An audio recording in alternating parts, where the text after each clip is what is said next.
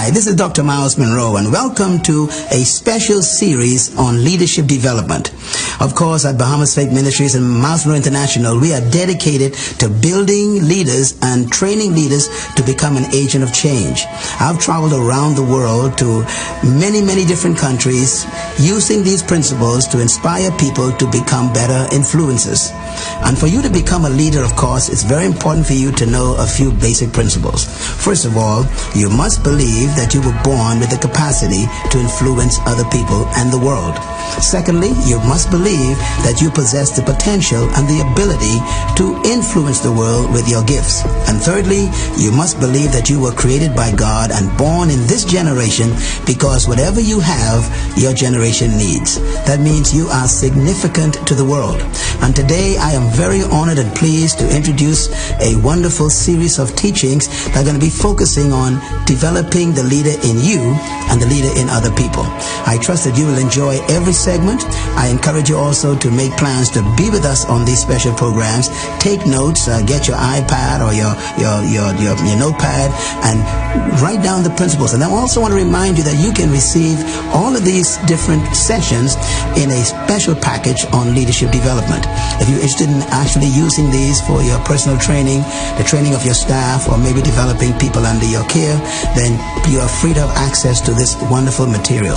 And I say that it took me years to develop this material, and I hope that you will benefit from every session. So let's get started as we look at discovering the leader in you and developing the leader in others. Our special program on this station today as we study leadership in depth. Join us right now.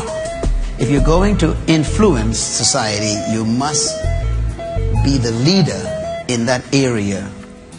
And when we talk about leadership, one of the things that we are running into from time to time is an historical problem. We are all suffering from miseducation. We have been educated right out of our own self. We have been trained to not trust ourselves.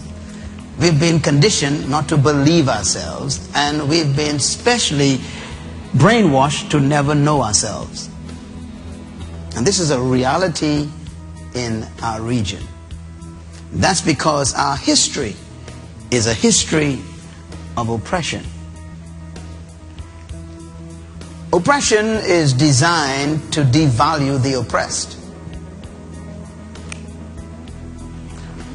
Oppression's goal is to break the spirit of the oppressed. What does one mean when one says break your spirit? This concept of breaking the spirit of a person means that you control their thinking until they surrender. That's breaking their spirit. As long as somebody is willing to fight, their spirit is not broken. But when a person surrenders to the context or the environment or to the powers that be and decide, I'm not fighting anymore, I have to accept what is, that person's spirit is broken. And, of course, the oppressor has succeeded. This has happened to us in the Caribbean. Most of us hate to admit it, don't want to even know it. And the saddest part of it is we are suffering from it and don't know. Broken spirits. So we have come to agree with the history of oppression that we are not capable of leadership.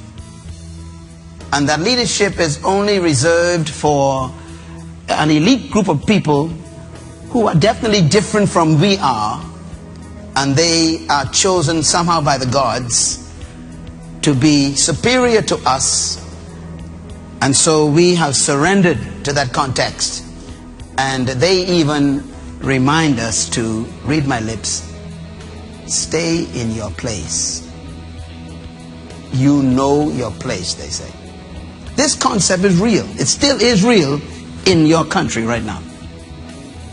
We don't talk about it.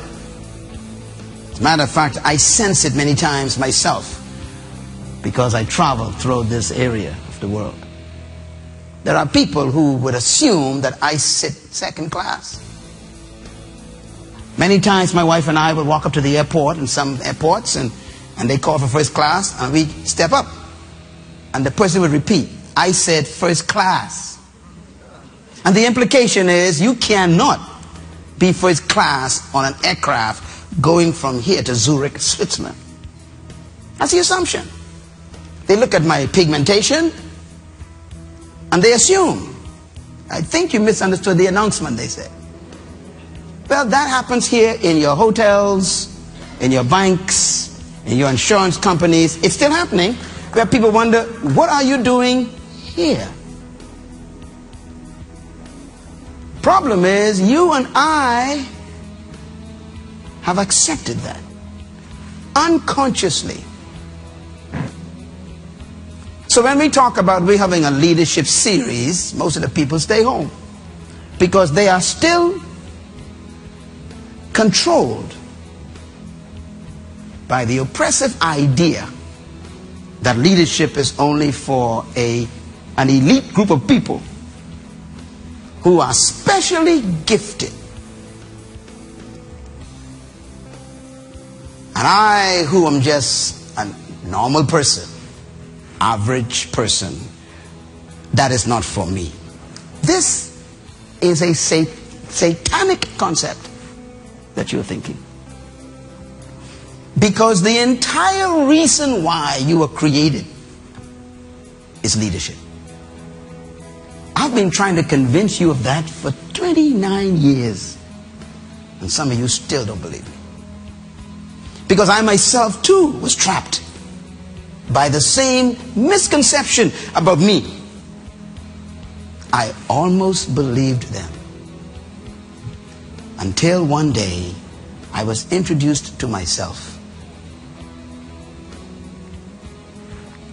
And that introduction came from God, the Creator. He introduced me to myself, a self I never knew. As a matter of fact, when I met myself, I was afraid of me. Because that was not the self they told me existed. As a matter of fact, they told me, don't ever think of yourself as that self.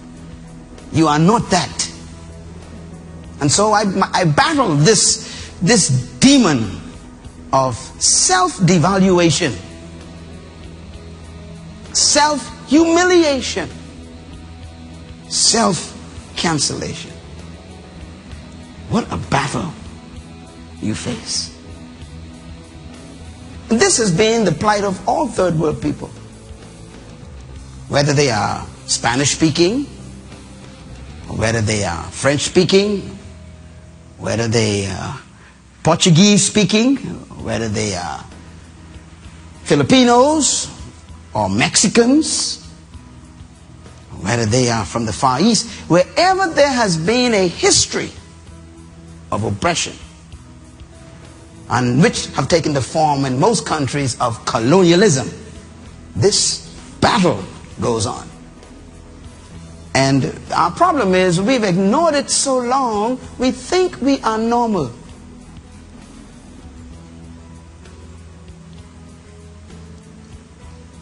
So I want to talk to you for a few minutes about how to become yourself. How to become the leader that you were born to be. But this is my second segment on keys to discovering your personal leadership. I'm not talking about leading people first, because you can't lead people until you know who you are. All of my approaches to leadership training has to do with you first. You don't need a position, you need a disposition. You don't need power, you need to be empowered. And so the problem really is not about people not following you. The problem is you ain't worth following yet. Because you don't even know who you are. Leadership is therefore first personal. Then it's public. And this is the reason why we must first deal with personal leadership. This goes for children and for teenagers and for adults. We all have to discover ourselves. I want to begin with a statement. Look at this picture. I like this picture. First of all, leaders are interesting people. The difference between a boss and a leader is a boss always says, go, do that. But a leader always says, let's go and do that. And there's a big difference between the two goals.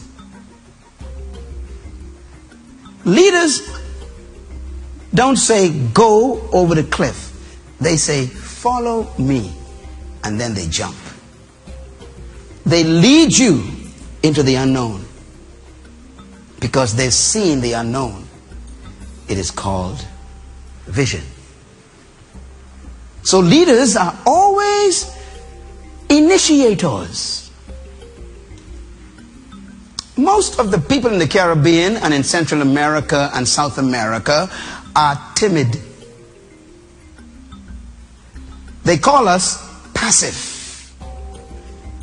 Passivity is a result of training. It's not natural to be passive. It is not natural to be timid.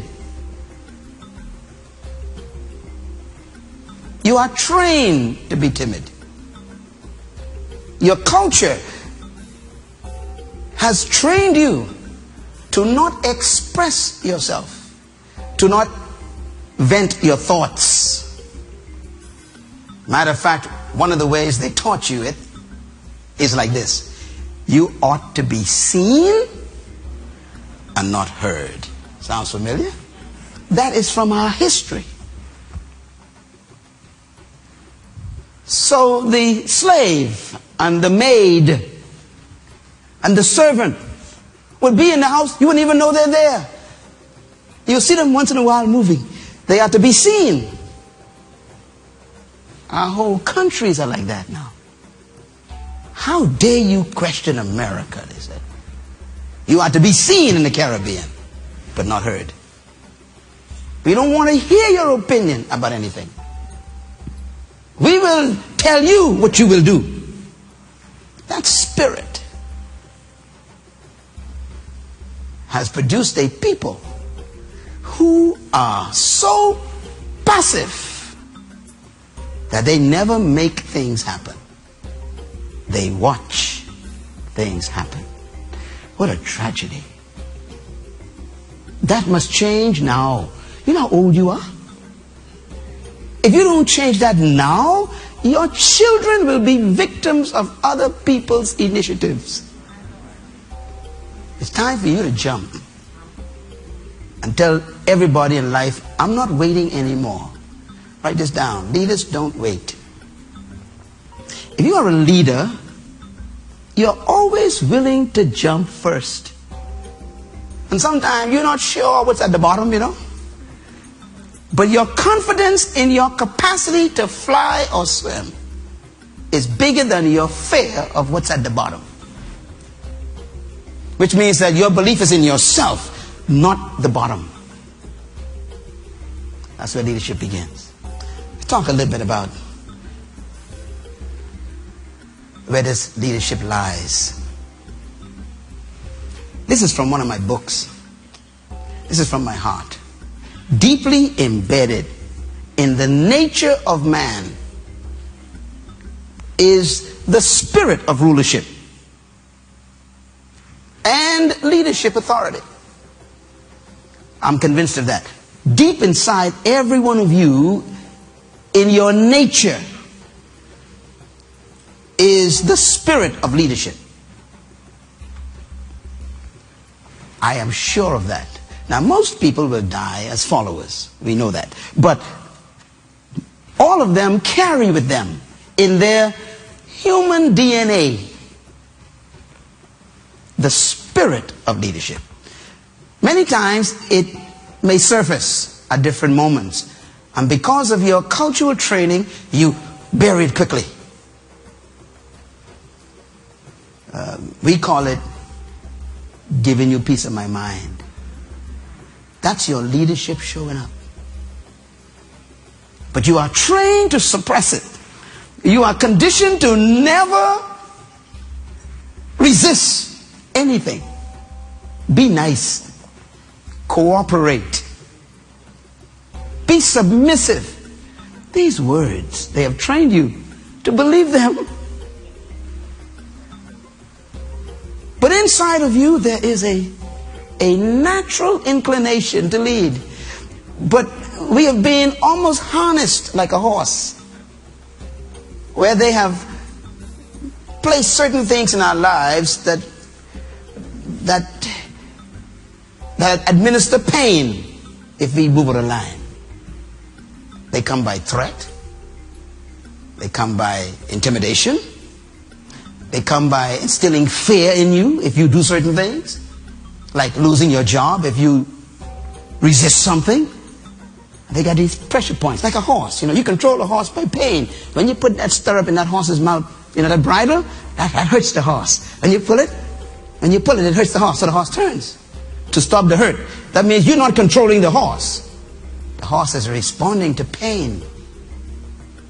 And that's what they've done with humans. The culture has put a bridle in your life, which tells you, don't go in that direction. We will give you pain. My hope is that before this series is over, you will by yourself spit the bridle out.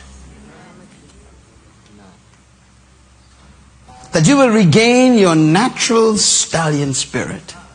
Anybody feel that in the mind? That's what I want to see. I want people to capture themselves and say, wow, this is me. That's a struggle we have to deal with. In one of my books entitled The Spirit of Leadership, I give you two definitions. One is called the Spirit of Leadership, and the other one is called the Leadership Spirit. They are different. It took me years to understand that, but the leadership spirit is what you are born with. But the spirit of leadership you have to learn. So everyone has the first one, the leadership spirit.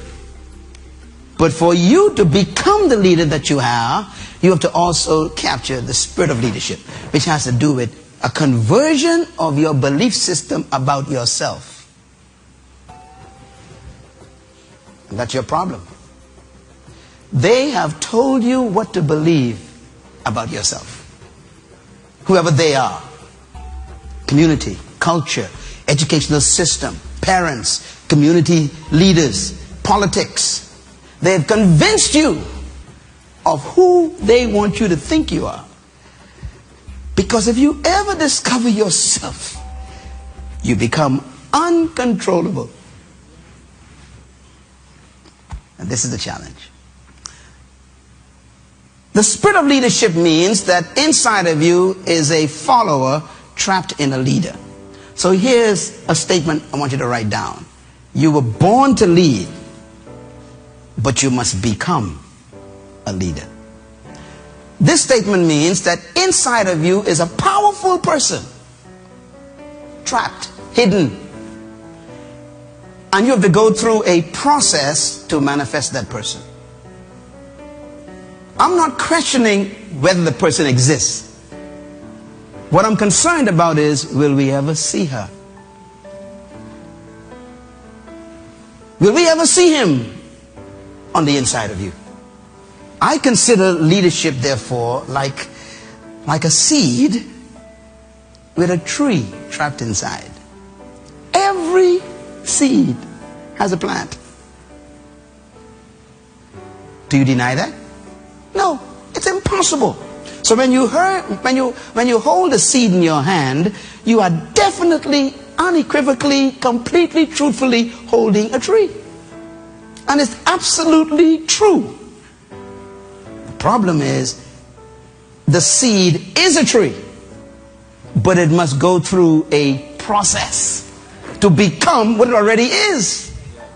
Am I getting this right? In other words, the mango seed is already a mango tree, but it is trapped And in order for the seed of the mango to become a mango tree, which is itself, it has to go through this process. Leadership is that way. You were born with leadership on the inside, no question about it.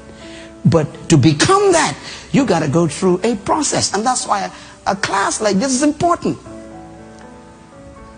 How do you make a mango seed become itself, which is a mango tree with mangoes? First, it has to be planted. Second, it has to have moisture. Third, it must have some nutrients from the soil. Fourth, it needs time. Fifth, it's usually hidden before exposed. You don't just jump out and say you are a leader. Six, it has to push through soil. Sometimes you got to fight from the beginning to make it just to the surface. And then you need ultraviolet rays from the sun to convert what you have into chlorophyll. There has to be external input into your life, not to create you, but to germinate you. My job as a teacher is to pour fertilizer and water and nutrients. I'm not here to make you a leader. I'm here to germinate what's already existing. The soil doesn't create the tree. The water does not create the tree. The nutrients do not create the tree. The tree already exists. All these components do is they activate what's already present. That's why you're not a leader yet, because you've been in a toxic environment for the last 30 years of your life. Your classroom was poison. Your teachers will lie. I'm talking about the chemical. Even some of your parents was pollution. It can be in your own house. And you battle your neighborhood. You got to fight through your friends that you grew up with because they don't want to become. You got to become who you are. It already exists, but you got to become it. And that's why I am very careful about who I keep company with. I'm very careful what kind of books I read. I don't want to feed my chromosomes poison. That's why I'm careful what kind of movies I go to see, with all that foul language and bloody killing. In other words, when you discover what you're carrying, you become conscious about what you feed yourself. We just don't care where we are, do we? We just don't care what we eat. And I'm talking about mentally. We don't care who we are with, who's fertilizing us. Whoever you listen to is fertilizing you. And that can be a person or a TV show, a book or an internet program. Whatever it is, if they're feeding you, you are causing them to infect your hidden tree. This is the challenge of leadership. I mentioned to you that everybody was born to be a leader. Please write this down. You were created to lead, but not to lead people. Now, this is a difficult concept when I teach it all over the world, because your culture tells you to be a leader, you need followers. I disagree. Now, don't get me wrong. I used to believe that. I was taught, and the Chinese have a proverb, I think, that kind of reinforces it. It says, he who think he leadeth and hath no one following is simply taking a walk. That's what the Chinese proverb said. Let me say it again. The Chinese says, he who thinketh he leadeth and hath no one following is simply taking a walk. I used to believe that. I don't believe that anymore. First of all, I don't believe you need followers to be a leader.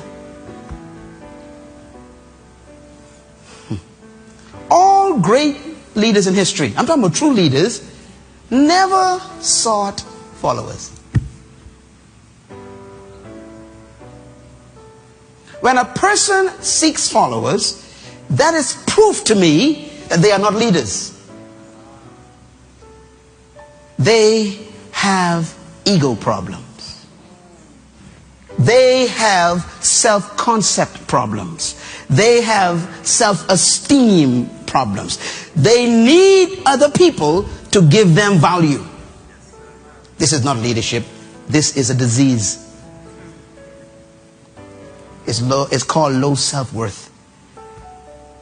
And there are many of them in our nations with titles. You were not created to lead people. I'll give you the point number 2.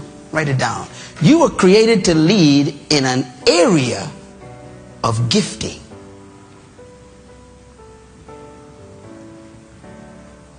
You were designed by the Creator to deliver a gift to your generation. Inside of you is something we need. No one came to earth empty. Nobody. Do you know? Let's think about the mango seed again, please. The mango seed has in it a gift. What is the gift in the mango seed? Can you tell me? No, not the tree. The mangoes on the tree.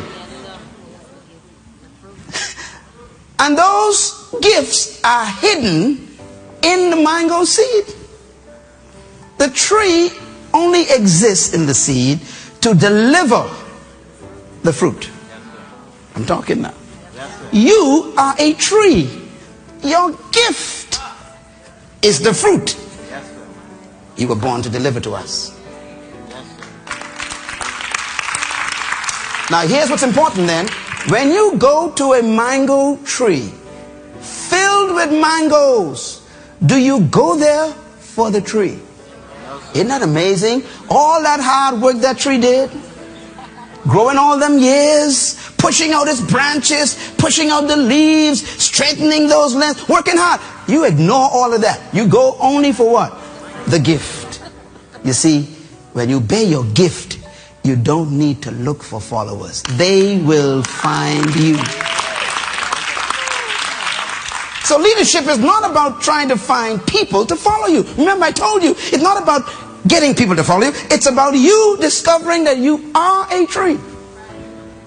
And that you do have a gift. Those two discoveries are dangerous, because they suddenly set you free from people.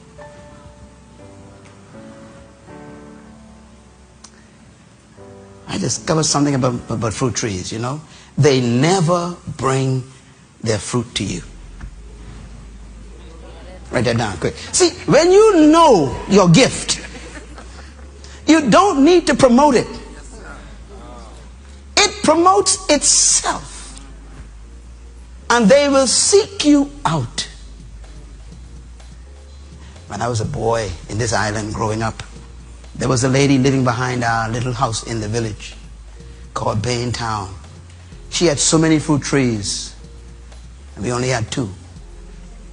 And when ours was empty, us as little boys would look at that fence, 10 times higher than us, but the desire for those beautiful yellow and red mangoes took over our passions from the fence. And suddenly the revelation that we can jump this fence becomes bigger than the fence itself. And we find ourselves achieving greatness. We would leap over the fence. And she had dogs in the yard. It didn't matter. The danger was not as strong as the desire. Say it. The danger was not as strong as the desire. When people see your fruit, they will leap over other people.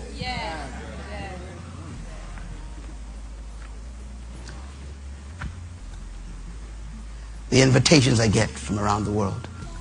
I've never once in my life asked anyone to invite me anywhere. When you develop your gift, refine your gift, first you got to find it. then refine it. And during this series, I'm going to teach you how to find it. Because if you are going to become the leader you were born to be, which I know you are, you're going to have to discover what your gift is. See, if a mango tree decides one day it's going to be a banana plant, the mango tree is confused. And some of y'all are trying to be something you are not now. That's why nobody could find you. At least the point number 3, write it down. True leadership is born when your gift is discovered and you serve it to the world. This is leadership. Leadership is being a servant of your gift to the world. It doesn't mean to be a slave of people. It means to be a slave of your gift.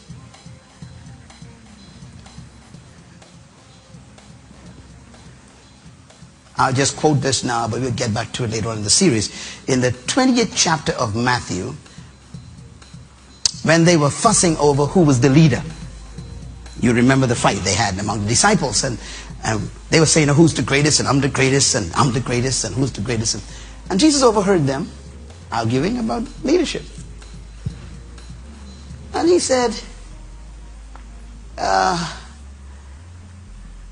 why do you want to be like the pagans who like to lord it over people? In other words, why do you think leadership is about controlling people and oppressing people and being superior over people? He says, that's the way the pagan philosophy is. They need people. He says, if you want to be great, a leader, he says, you don't got to look for people. He says, become the servant of the people. In other words, become the greatest what? Servant. Find something to serve them. You become great.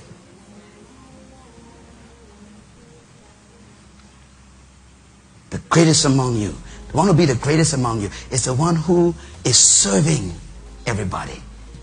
The question is, what are you serving? That's that gift we're talking about. You know, do you know what makes a mango tree so attractive? Its gift. Are you with me? So what makes you attractive is when you discover what I am carrying that the world needs. That's when you become dangerous. Oh, I wish I could tell you how this feels. When you know that what I got, ain't nobody else got the way I got it, you become valuable. You become valuable. This is why imitation always leads to being broke. When you imitate people, you'll always be broke. Let me ask you a question. Have you ever gone into a store and saw an imitation bowl of fruit? You've seen them. They look just like the mangoes, just like the oranges. They look just like the banana. So some of you even go anticipating that they're real. Have you ever done that? Oh, tell me, why do you touch them? Tell me, why do you touch them? You touch them because your brain triggers food. So you go and touch it. All of a sudden you realize it's plastic. What do you do after that? You put it down. Do you ever go back there? No. That's why people are avoiding you. They come to you once. They check to see if you are real. And if you ain't got the real thing, they're gone. Leadership. Why do people keep coming back to the real thing? Because they are getting nutrients from it. Don't be plastic. Don't be a cheap imitation of people. This is why it hurts my heart when I see our young people and our old people imitating people. Some of you have never in your life designed your own fashion. Think about it for a minute. How come you never sat down with a pencil and drew a dress you wanted to wear? You know why? Because you look at television, you look at Beyonce, and you decide to imitate this woman. What's wrong with you? So we have a fashion industry built on your lack of self-love. That's too deep for you. Because you don't love yourself, you need other people's clothing to make you feel valuable. It's called fashion.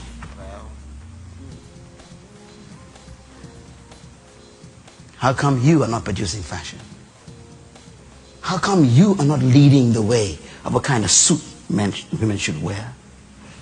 Because we're stuck with this low self-esteem, and we try to get esteem from other people. So if I wear a certain brand, we say, then I am valuable. And if you can't afford the brand, you are not valuable. Both people are sick.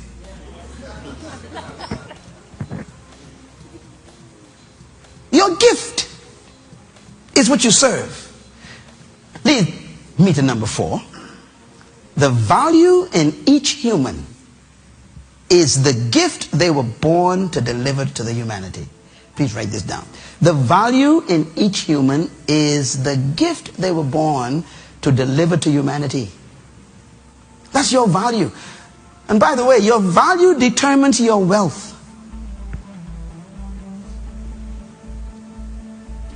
Steve Jobs was not seeking money. He found his gift. Bill Gates did not know he was going to become a world-class leader. He simply had a gift. And he took the gift and served it to the world. And his wealth was a byproduct of the service. So the question is, what makes a person successful? My answer is very simple. Making yourself valuable. When you become valuable, you receive worth. When you receive worth, people pay you to be yourself. That's what makes a leader. That's why true leaders are never proud. They never seek money. They don't seek, relationships or nothing. They are so busy being themselves that they make people want to be with them, because people like to be with the real thing. Think about it for a minute. Don't you hate to be around a fake? Because you ain't sure what they can be tomorrow. But when you know who you are and you discover what you have, that makes you valuable. And therefore, leadership is really not about people. It's about self-discovery. That's the first step. Personal leadership. Write this down. People are attracted not to you, but to your gift. Some of you all really think that I believe you all love me. I'm too smart for that. Jesus knew that also. Jesus knew that. They didn't love Jesus. The same people that shouted this very week 2,000 years ago, Hosanna! Blessed is he! Within 3 days, they were the same people saying, crucify the brother. Why? They loved his gifts. He healed my mother-in-law. He gave us free fish and bread. He stopped the storm so we could not drown. He cleansed the leper who was my cousin. He cast a demon out of my mother. All this stuff we like, but we don't like him. This is why you don't eat the mango leaves. You don't chew the mango bark, and you don't carry the limb home. You know what you do? You go there, pick the fruit, turn your back on the tree. That's why you'll never catch me. You will never catch me. None of y'all will ever catch Myles Munroe. I know just why you come to me. You love my gift. I ain't stupid. So that protects me from being disappointed or emotionally scarred by your rejection. So you can never really hurt the feelings of a true leader. Now they got fake leaders who, you hurt their feeling fast, they compromise. But a true leader is not doing it to get your approval. The leader is doing it because that is what they are. They are mango trees and they serve mangoes. Be that way when you go to school. You must not allow anyone to tell you to be like them.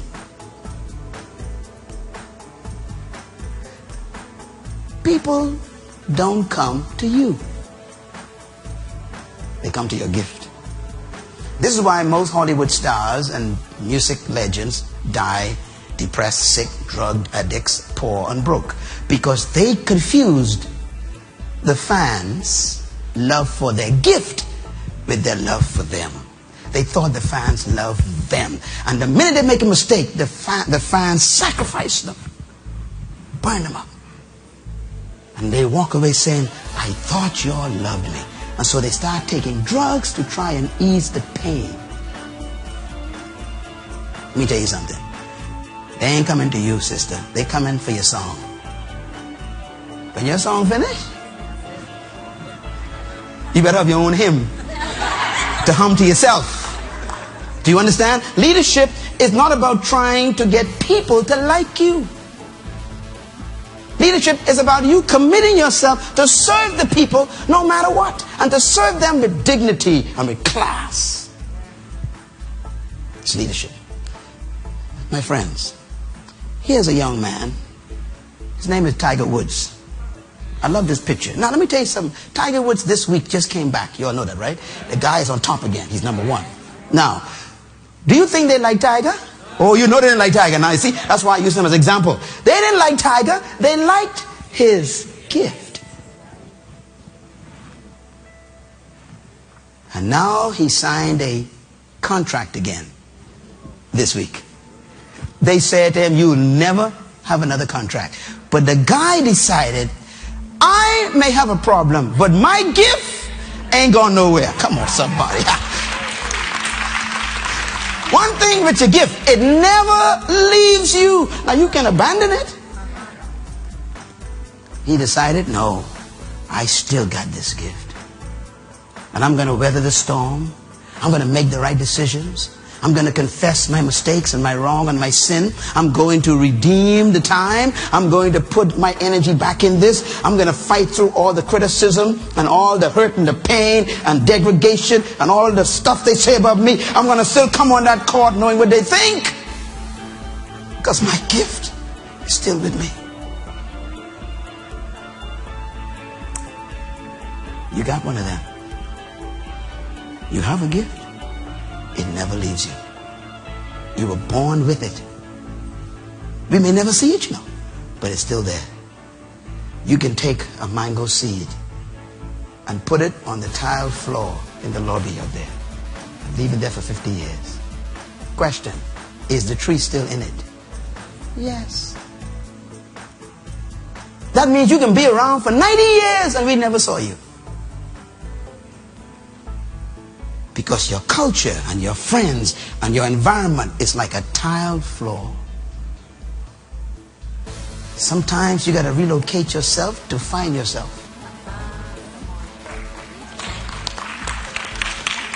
Sometimes you got to leave the most wonderful people to meet the right person, yourself. It's about finding yourself, his gift. Let me tell you something. This is my philosophy. This is Myles Munroe's philosophy of leadership. Number one, I believe that trapped in every follower is a hidden leader. Write that down. That is true. I believe that. Jesus believed that. That's why he didn't cancel fishermen and farmers. He knew they were not just fishermen. He actually told the fishermen, I'm going to turn you into a fisher of men. You think fish is the only thing you can catch? Inside of you is a catcher of humans. You're going to influence humans. You're going to do what you did to fish to people. He saw in that fisherman in that little village a leader who would change the world. Trapped. Number two, you were born to lead, but you must become a leader. Number three, You possess the potential and the capacity of leadership. This one is very important. Having the potential and the capacity doesn't mean you will have the experience. Again, let's take a look at the mango seed on the tiled floor. The capacity to become a mango tree still exists.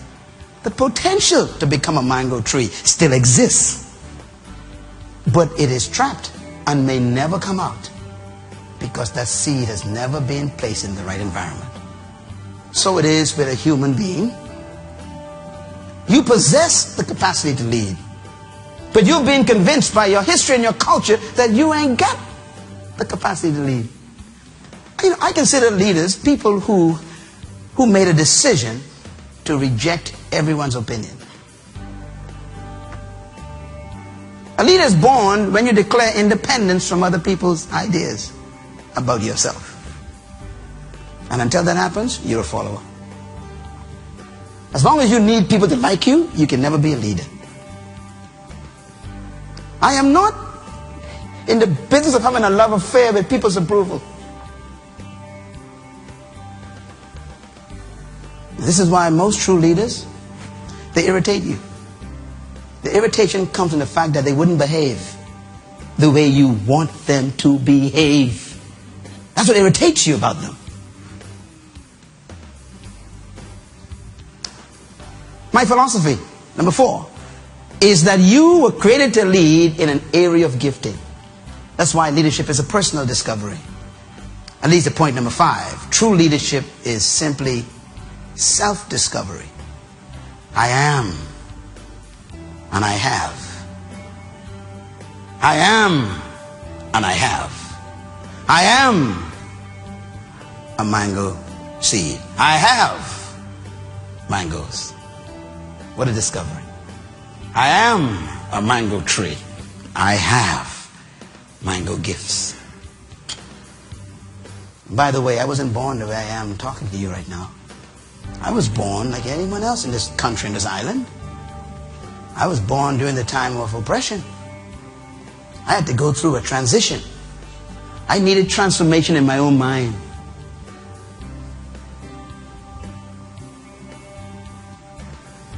I never sought any of you to follow me.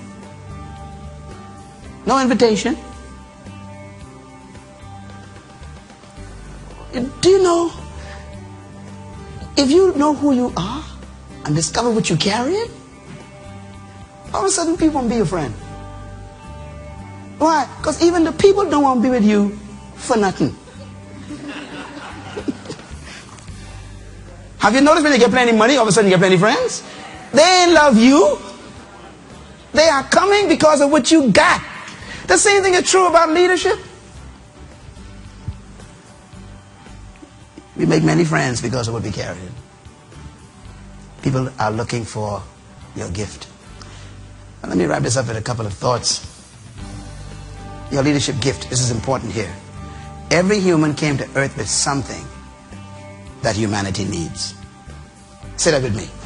Every human came to earth with something that humanity needs. That's a big statement. And it's true. No one came to earth without something to give their generation. Everybody on this planet, 7.2 billion people, each one of them is carrying something. And this is why I keep admonishing people that the wealthiest spot on earth is still the cemetery. Because people keep taking that gift back to the grave. We never saw it, we never received it, we never benefited from it, and they lived a whole life and died with it. And this is why my number 1 goal in my life is to die empty. I want to die with every fruit gone. All the inner camera fruit. Everybody take what I had. I want to die like Paul. I have finished my course, he says. I ain't got no more course to run. I have kept the faith. He says, my life is like a drink offering, and I've been poured out, and there's nothing left, he says. I'm getting out of here. That's the way you die. You don't die sick and depressed and diseased. You die because ain't nothing else to live for. You die like Jesus died. He didn't die old and chronically sick. He died finished. What a way to die. He says, it is finished. That's leadership. I'm empty, he says. I gave my all. What a way to die. On Sunday gone, we had those men up here, our founding fathers, and most of them are over 80. They look good, but they're over 80, most of them. And I sat there thinking, they could afford to die. They could afford to die now. They did what they're supposed to do. They gave us a country. They said, now you don't take care of it. Now, you know, we can't tell you what to do with it, but we delivered it to you. Don't feel sorry for them. Be sorry for yourself. Because you're still full of stuff. Here's something that changed my life. Proverbs chapter 18, verse 16, Solomon says, a man's gift makes room for him in the world, and it brings him before great men and kings. This is a deep statement. A man's what? Gift makes room for him in the world. What that means is, in this world, we don't make room for you. Ain't no room for you. You wondering why your life's so tough and you are catching so much trouble? It's because they ain't got no room for you. Give me a chance. No chance here in the world. We ain't got no chance. We don't give you no chance. You either got it or you ain't got it, they say. Look what makes room for you. Look at it. When you discover your gift, they back off. Please come right in, please. Come right in. Come right in here. Where would you like to sit? Yes. What do you want to drink? They start making room for you. Gift.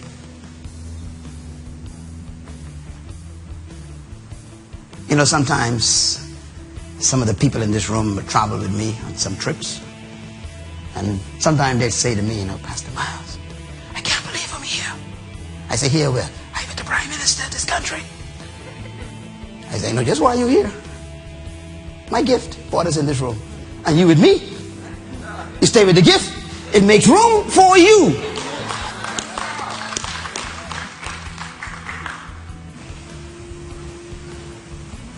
Listen, they are not going to help you. You got to make them help you. Your gift makes room. People call on you because of your gift, not because they like you. Imagine liking somebody who broke and you need money. So, y'all missed that. I need money and I like you, but you broke. What use are you to me? Liking you ain't helping me tall. I always say this, you know, if you broke and I broke, we's bad company. I go on. You gotta have what? Something. You gotta have a gift, man. That's what makes you good company. I could receive from you. And friends, of course, our time is gone. This is Dr. Munroe again. Thanks for joining me on this special series of programs called Leading Edge Leadership. I trust that you have been inspired today, first of all, to understand that leadership is vital and important to our generation. Secondly, leadership is important to our communities and our nation. And thirdly, leadership is important to you and your family. I hope that you will continue to tune in every single series session on Leading Edge Leadership with Dr. Myles Munroe, developing the leader within you and others. Now remember that all of these programs also make available to you products that can be of a great help to you. We got a number of books that we want to recommend to you. The first book is called The Burden of Freedom. The second book is called Becoming a Leader. And the third book is entitled The Spirit of Leadership. And the fourth book is entitled The Power of Vision. All these books contain materials that you saw on our program today. So make sure order the entire set. It's called the Leadership Pack from Dr. Myles Munroe. You can receive these, of course, cost just by giving us a phone call, or perhaps going to a bookstore in your area and ask for the books by Dr. Myles Munroe on leadership. May God continue to bless you. Thanks so much for joining us today. And remember, you were born to be a leader, but you must become a leader through a process. So don't die a follower, and I will see you at the top. This program is made possible by the partners and friends of Myles Munroe International.